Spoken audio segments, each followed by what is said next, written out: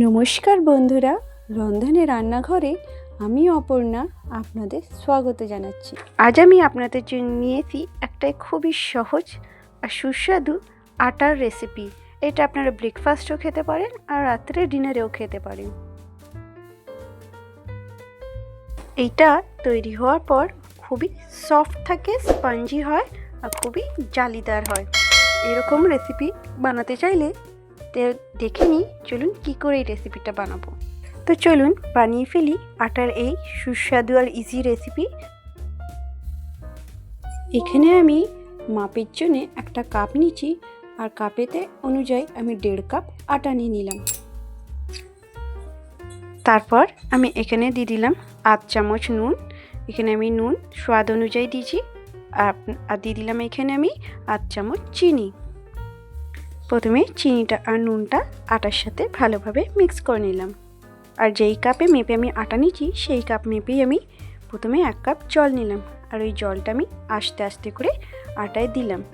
একসাথে দিলে পুরো আটাটা ডেলা হয়ে যাবে। এইভাবেই প্রথমে ভালোভাবে আটাটাকে মেখে নিলাম। 1 কাপ জল আমার এখনও শেষ হয়নি। আস্তে আস্তে করে দেখতেই পাচ্ছেন আটাটাকে আমি গুলে নিচ্ছি। এখানে আমার পুরো 1 কাপ জল লেগে গেছে আর আমি আটাটাকে একটু স্মুথ ব্যাটার করব। আর দেখতেই পাচ্ছেন ব্যাটারটা কেমন হবে, ঠিক এইভাবেই ব্যাটারটা হবে। আর যেখানে একটু ব্যাটার একটু লাম্পস কোনো পড়ে আছে ওখানে হাতার সাহায্যে আমি ভালোভাবে ম্যাশ করে নিলাম। আর দেখে দিলাম এইভাবেই আটার ব্যাটারটা তৈরি হবে। আটার ব্যাটারটা খুবই স্মুথ রেডি হয়ে গেছে। কিছুক্ষণ চাপা দিয়ে রাখলাম।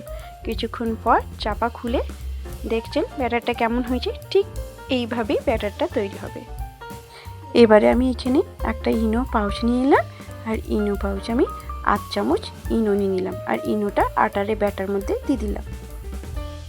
আর এবার ব্যাটারের মধ্যে ইনোটাকে ভালোভাবে মিক্স করে নিলাম। এবার গ্যাসের ফ্লেমটা অন করে একটা ননস্টিকের প্যান বসিয়ে নিলাম। প্যানেতে অল্প ব্রাশে করে তেলটা মাখিয়ে নিলাম। নিয়ে এবার ওর মধ্যে একটু জল দিয়ে দিলাম। দিয়ে এবার আমি একটা সুতির কাপড় নিয়েছি, কাপড় দিয়ে মুছে নিলাম। আপনারা চাইলে টিস্যু পেপারও নিতে পারেন। এবার একটা হাতার সাহায্যে 1 হাতা ব্যাটার আমি এর মধ্যে দিয়ে দিলাম। আর দেখতেই পাচ্ছেন কেমন এই নাস্তাটা ফুলে উঠছে আর সাথে সাথে জালি জালিও হয়ে যাচ্ছে। আর আমি এই নাস্তার রেসিপিটা একদম গ্যাসের লো ফ্লেমে করেছি। এটা দেখতে পাচ্ছেন এখানে যতক্ষণ এই সাদা সাদা ভাগটা থাকবে ততক্ষণ মানে কাঁচা। এই যে সাদা ভাগটা পুরোপুরি কালার পুরো চেঞ্জ করে নেবে, তখন আমাদের রেসিপিটা, আমাদের এই আটার নাস্তাটা তৈরি হয়ে যাবে। দেখতেই পাচ্ছেন ওপরে যে সাদা সাদা ভাগটা আস্তে আস্তে শুকিয়ে যাচ্ছে, মানে ওইখানটা একটু ভিজে ভিজে ভাব আছে। এবার ওটা শুকিয়ে যাচ্ছে। যখন এই পুরো ভিজে ভাবটা শুকনো হয়ে যাবে তখনই বোঝা যাবে নাস্তাটা রেডি হয়ে গেছে। আর নাস্তাটাও সাদা থেকে কালার চেঞ্জ হয়ে ব্রাউন হয়ে যাচ্ছে। এবার নাস্তাটাকে তুলে নিলাম। বাকি ব্যাটারটা দিয়ে সেম পদ্ধতিতেই সব নাস্তাগুলো তৈরি করে নিলাম।